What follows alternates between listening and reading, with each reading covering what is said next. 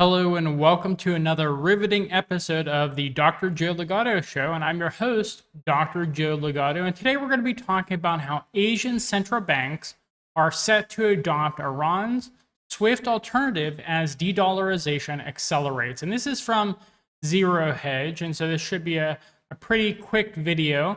But just to start off with, it is very obvious that not only Asian banks, but also banks around the world, governments around the world, businesses around the world, all types of organizations around the world are moving away from Western systems and specifically American systems, because America has shown time and time again that it is unable to be a reliable partner. It's unable to keep its word, and things like removing Russia from SWIFT made it very clear that no matter how large of a nation you are, and no matter how many justifications you have for your actions, United States will take unilateral action outside of the United Nations in order to punish you through the international mechanisms that it controls. And so you can't allow America to control any international mechanisms given that. So in the latest shot fired in the growing rebellion against US dollar dominance, the 9-nation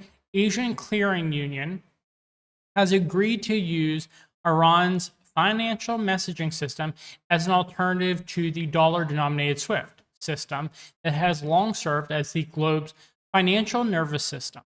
Secretary General of the Asian Clearing Union, ACU, says Iran's financial messaging system, CPAM, will replace SWIFT, a dollar-based international system and trade exchanges between ACU members beginning next month. So this not only has to do with the United States' usage of international mechanisms, but this also has to do with whether other countries are going to be trading in the United States dollar or if they're going to be trading in some other currency in the future.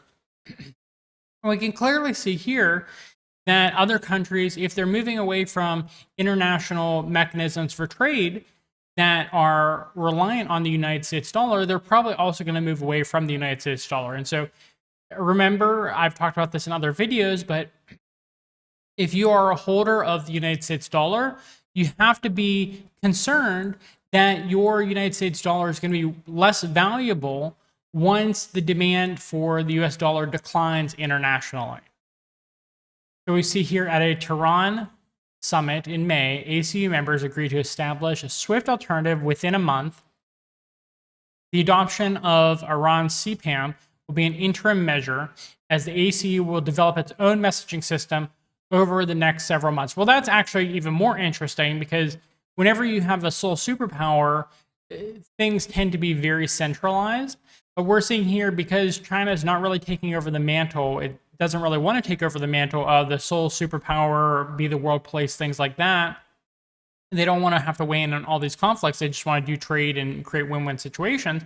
Because of that, you're seeing, instead of a centralization in another direction, such as with China, you're seeing a decentralization occurring in various international mechanisms, such as these SWIFT and CPAM ways of trading various goods and services. And so that's really interesting. So instead of centralization, we're becoming more decentralized in terms of trade. And you're seeing parallel trading systems arising, which is very fascinating considering we've lived in this kind of one international system for at least 3 decades, but you could even make the argument that the Soviet-led system really wasn't a parallel system. I mean, Soviet Union at its peak was really only 40% of the wealth of the United States. So they really weren't a pure competitor in any way. They couldn't really create their own parallel system. But China can, and BRICS can, right? Brazil, Russia, India, China, South Africa. They have enough going for them that they can create their own separate parallel system. And other countries, other groupings can create their own system. So we see here a little bit of background on the ACU, which we're talking about now. Established in 1974, the ACU now comprises the central banks of India, Pakistan, Iran, Bangladesh, Myanmar, Maldives, Nepal, Sri Lanka, and Bhutan.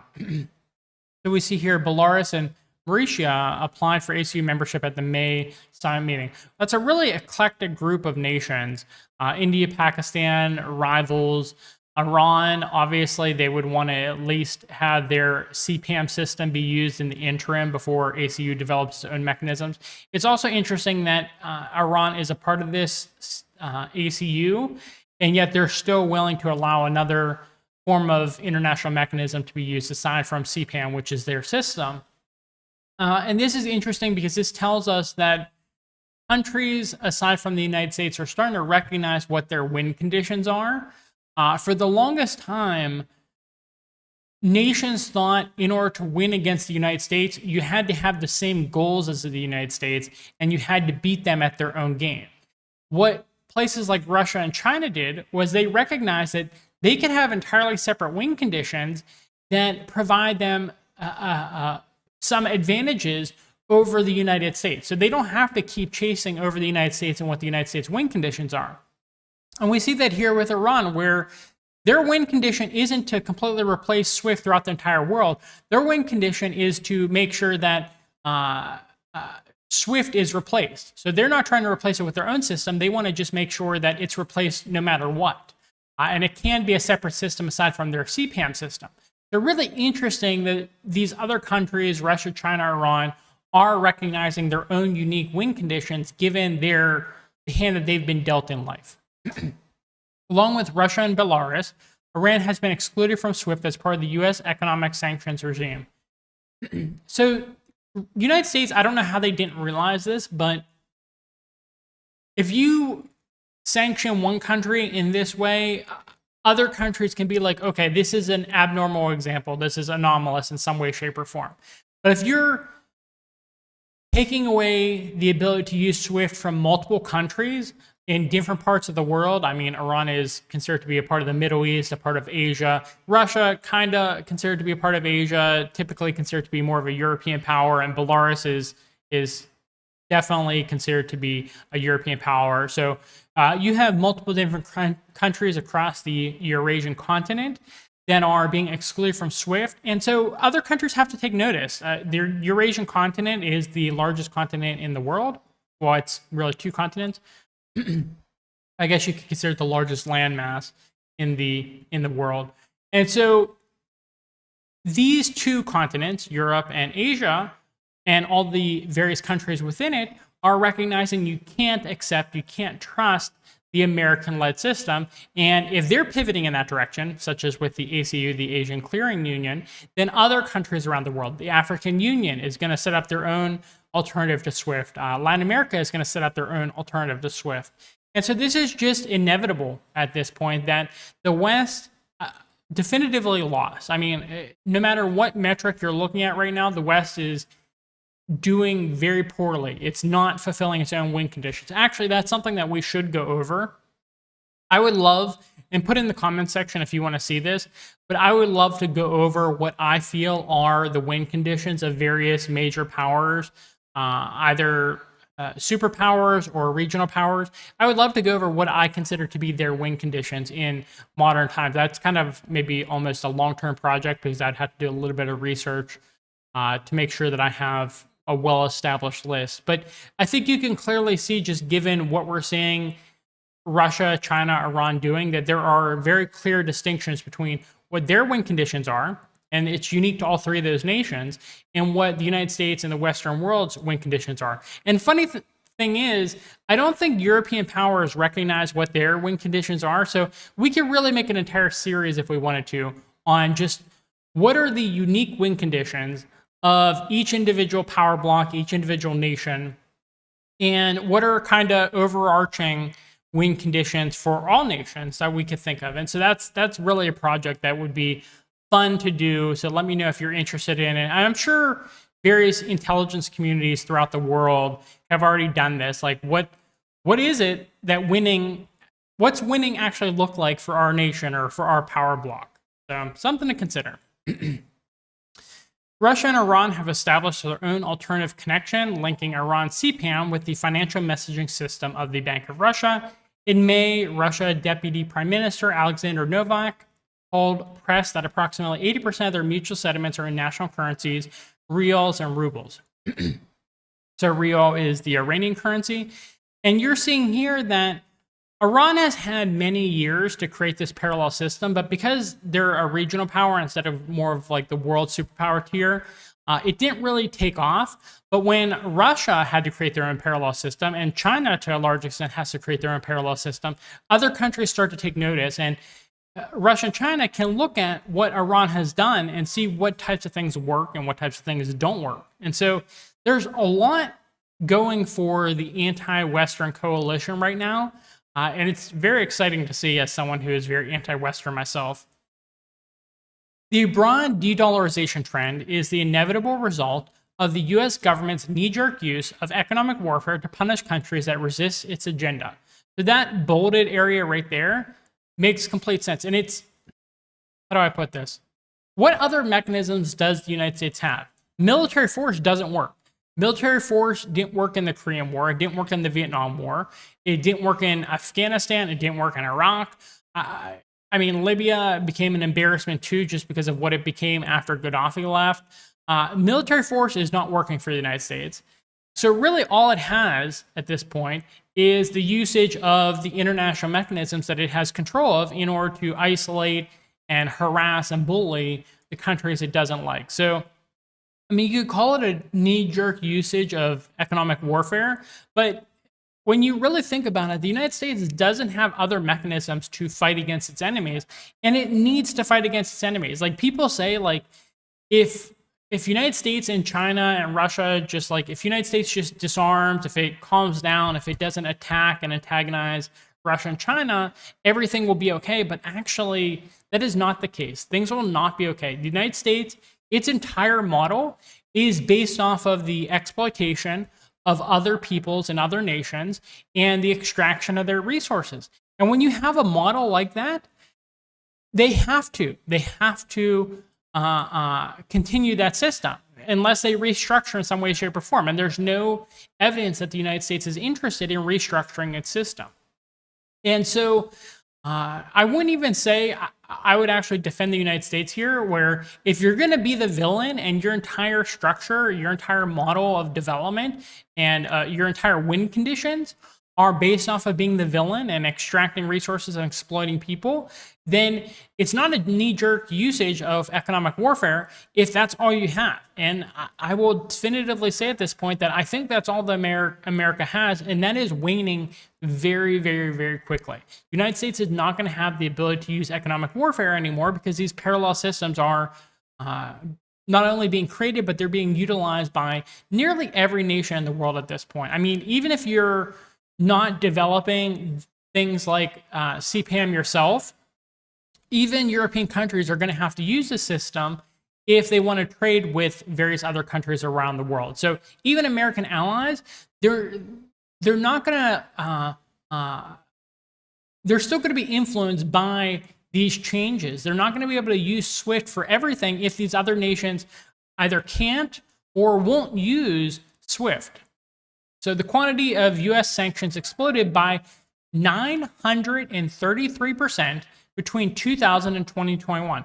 And again, that is because of the fact that America just does not have any other way of influencing other nations. I mean, you could also, I guess, make the case for media and entertainment, but even American media and entertainment has been declining. People in America aren't even watching that garbage anymore. I mean, did anyone even notice that there was a writer's strike going on in Hollywood? Like, people don't watch that garbage, and people aren't watching cable news and things like that either. It's like the median age for cable news viewers is in its 60s now. Like, only boomers are watching that garbage. You needn't be a current target of US sanctions to be attracted to non-dollar trade alternatives. In the face of the American empire's relentless and compulsive use of sanctions to punish non-compliance with its edicts, any irrational government would be wary of the possibility of being targeted over some future controversy with Washington. So all these countries, after Russia, after Iran, after North Korea, after China, et cetera, I mean, China has been as passive as possible here, as it's just ignored America's attitude, America's harassment for decades now. You could even say centuries, given the century of humiliation. But given all this, other countries have to look at this and say, okay, there could be something that America wants from us, and do we have the power to like push back to tell them no? Do we have the autonomy as a sovereign, supposedly sovereign nation, to tell them no? And the answer is clearly no, unless you develop these parallel systems. And so other countries that are currently subservient to the United States, which is nearly everyone who isn't directly fighting them at this point, they have to be looking at this and saying, okay, we could be next. If the United States wants something from us and we don't want to give it to them, we could be next. The ACU's move follows a growing assortment of de-dollarization initiatives around the globe. And Russia and China have to have been preparing this for at least a decade at this point. I mean, they know what the writing is on the wall. They know where the wind's blowing. It's inevitable that they're going to come into conflict with the United States system, because the United States system requires that it stays dominant in order to extract resources and exploit people. And so they've seeded all of these de-dollarization initiatives because they know their win condition isn't to replace the United States. It's just to make sure the United States doesn't, I mean, I should be specific. It's not to replace the United States directly with their own systems. It's to just make sure that the United States system is replaced in some way, shape, or form. So as cataloged by the Cradle's Pepe Escobar, which he's amazing. I see him on Danny Haifang's show all the time. Really high quality content from him. So we see a sampling of de-dollarization initiatives, China and France's total trading liquid national gas in yuan, so that's the Chinese currency. Russia and China using the ruble or yuan for more than 70% of their trade. India and Russia trading oil and rupees. So the Indian currency. Brazil's Banco BBM becoming the first Latin American bank to join China's SWIFT alternative. So again, we just talked about CPAM, we just talked about ACU creating their own alternative, and now we're talking about China's SWIFT alternative as well, the cross-border international payment system, CIPS. Okay? So all these different places, they're recognizing their win condition. Their alternative does not have to be the sole alternative.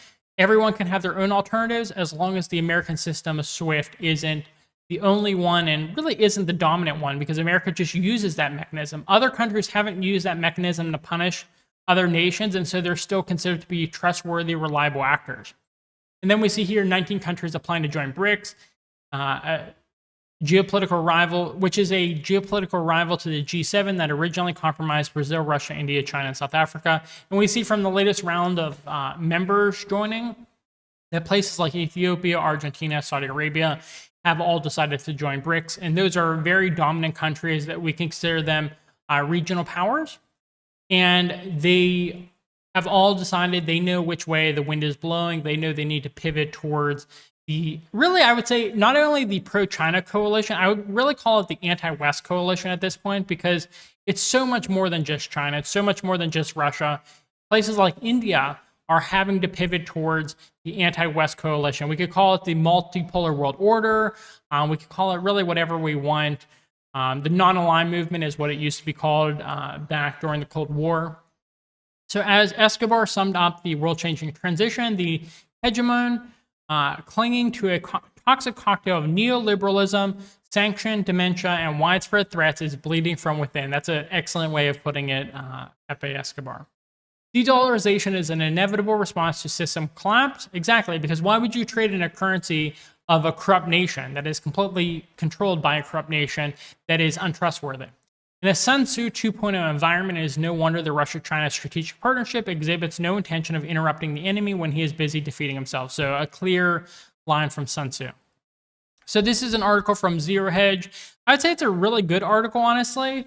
I enjoyed it quite a bit. It's been interesting. It's not been surprising in any way, shape, or form. I mean, a decade ago, if this type of thing was happening, sure, you'd find it surprising. But in modern times, this is just inevitable. It's not that America may decline. It's that America is declining and absolutely will be declining. It's a power that has really no way of recovering at this point. It's too far gone.